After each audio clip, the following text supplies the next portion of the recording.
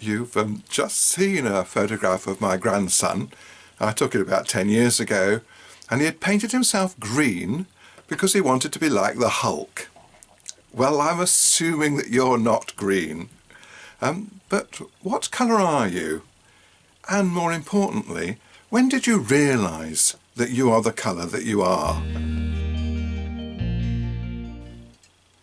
I've asked people this question many times, and I get very different answers depending on what colour you are. So black people are more likely to say something like, well, I've always known. Or of course there was the person who said, when I went to nursery school. Unfortunately it didn't end there. It was, when I went to nursery school and nobody wanted to sit next to me. Whilst if you're white, you're likely to say something like, well, when I moved to Birmingham into a multiracial area. Or my answer was, when I went to work in Ghana in West Africa. But of course lots of people say, well, what are you talking about? I'm just normal. I'm just normal? So what are you saying about other people who are a different colour from you? Now, of course, normality has a mathematical meaning, doesn't it? Yeah, and there are far more white people than people of other colours in this country. So it is mathematically normal to be white. But what are you saying about other people? My next question for you is about discrimination. Have you experienced it? And more importantly, how did you feel when you experienced discrimination? What has struck me most about people's answers to that question is the strength of their feelings. Some people felt sort of fear, so I got answers like fearful and anxious and bewildered. Some people felt upset or hurt or demeaned. Other people felt angry. Somebody even said furious, and one person said vengeful. Very strong emotions. Other people felt valueless, excluded, useless. Really horrible feelings, and very strong ones. For me, I couldn't name the feeling. I just said kicked in the stomach. All very horrible, very strong feelings. Discrimination really affects people seriously. Now, if you said you've never experienced any discrimination, it's probable that you're white and probable that you're male, probable that you're straight, probable that you're middle class, and probable that you're physically okay. I'd like to share with you some experiences I've experienced and I've heard about. I was walking up our street carrying my little adopted daughter. She was about 2 at the time. She was mixed race, same colouring as someone from Pakistan, when a couple of girls from across the street shouted at me, "Paki lover." We took our kids to this rather posh campsite. My parents had a caravan there. And as we tumbled exhaustedly out of the car, I heard from across the campsite somebody saying, "Oh, they're black." Now my adopted son Eddie went into the pub at the end of the road of his own, where his house is. And as he went in, this elderly woman turned and said, "Oh, we don't want people like that here." Now Eddie was with Kat, his partner, and she's got a gob on her, if you understand what that means. And she turned to this woman and pulled a strip off her. I just wish I'd been there to hear what she said. Another story about Ed. Ed was telling me, he said, I went into this pub. Now, Ed's got shoulders, I mean, right out here. Why he's my son, I don't know. And he said, somebody came up to him in the pub and said, "Hey, do you want to fight then?" And I said, "What?" "Oh," he said, "Dad, don't worry, it's always happening." Always happening. So a neighbour of mine, social worker, got out of the car in a posh area of our town, and as he was getting out of the car, a boy cycled past him and shouted, I can't say the word, but it starts with N, at him.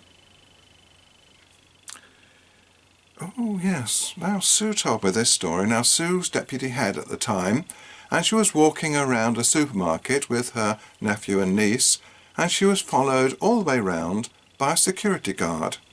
Why? Because she's black. And another story from Sue. She was in her classroom and a parent came in to talk to the teacher. She walked straight past Sue and went to talk to the teaching assistant. Why? Because the teaching assistant was white. She assumed that a black person couldn't be the teacher. So there were these two 18-year-old guys driving to a party, to a place not very far from my home, and one was white and one was mixed race. And of course, being 18, they'd forgotten to take a map with them, and they couldn't find the house they were supposed to go into. But it was summertime and they came to a pub and there were lots of people sitting outside. So they decided to stop the car and ask for directions. And they got out and walked towards the people sitting there, and they were met with this blast of racism. The white boy was completely freaked out. "Get back in the car, we've got to go home," he said. And the mixed race boy said, "What's the matter with you? This is always happening." This is always happening. One of the things that I'm trying to get across is that our life experiences, our day-to-day life experiences, are very different according to the colour of our skins. Just a couple of more little things to think about, coming from much younger children. A firefighter came to school one day, and this little black boy turned to his teacher and said, "I didn't know you could be a firefighter if you were black," because the firefighter is black. And if children don't see people like them as role models, they limit their horizons, they limit the things they think they can do. And one very sad little one, this is about a 5-year-old black boy, African boy. He was traumatised because of some of the awful, awful things that had happened to his family. Now, when you think about traumatised children, you think of them huddling away in the corner. No, he was uncontrollable, really disturbed, a real problem in the classroom. But no child should ever, no 5-year-old child, should ever be able to say, "Why don't any white people like me?" So I want to tell you about Denise.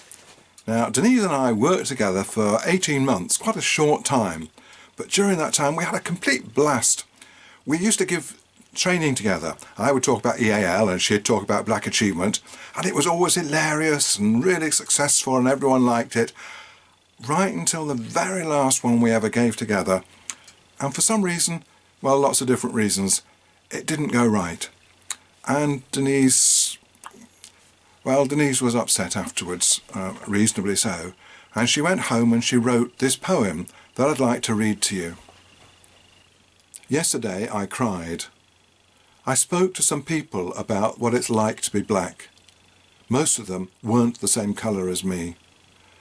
They didn't see me. I don't know what they saw, but they didn't see me. I wanted to help them see that my colour is an essential part of who I am and what makes me, me. If they don't see colour, then they don't see me. Being black is core to who I am and what I am. Like being a woman, like being a mother, like being a wife, like being a sister. They're all part of my identity. I don't wear labels with wife or mother around my neck, but I wear my colour. I walk around in my skin. It's part of me. It's who I am. Yesterday I cried. I cried for every racist name I'd ever been called. I cried for my dad being a black bastard. I cried for my aunt being Kunta Kinte. I cried for my brother being a nigger. I cried for my parents sharing a house with what seemed like a million other people and warming themselves over an old paraffin heater, and they were the lucky ones. I cried for my uncle being told, "No vacancies here," I cried for every black boy and black girl in school, left unchallenged and not confronted for poor behaviour. I cried for every black child who begins with such promise and ends up a failure according to the system. I cried for every black child who is demeaned, put down and humiliated, for every black child who is ignored. I cried for every ancestor who was kidnapped, raped, enslaved, tortured, beaten, murdered, cheated. I cried for my son not wanting to be black anymore. Spencer was 6 at the time. I cried for my son not wanting to be black anymore because black people don't get good jobs and because he was tired of being called poo-face. I cried for my children. I really cried for my children. I cried for my daughter. I cried for my daughter calling herself brown and my son telling her she's black. I cried for so little changing over so much time. I cried for every little box that ever needed to be ticked so I could be an ethnic group and be assured that services are fair and free from discrimination. I cried for every person that can't or won't see colour. I cried.